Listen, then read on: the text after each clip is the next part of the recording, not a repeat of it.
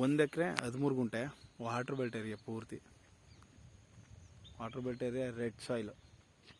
ಇದೇ ಜಾಗ ನೋಡಿ. ಪಕ್ಕದಲ್ಲೆಲ್ಲ ಫಾರ್ಮ್ ಹೌಸು, ಬಾಳೆ, ಅಡಿಕೆ ತೋಟ, ತೆಂಗಿನ ತೋಟ ಪೂರ್ತಿ ಇದೆ. ಇದು ಮೈಸೂರು ನಂಜನಗೂಡು ನ್ಯಾಷನಲ್ ಹೈವೇಯಿಂದ 2.5 ಕಿಲೋಮೀಟ್ರು.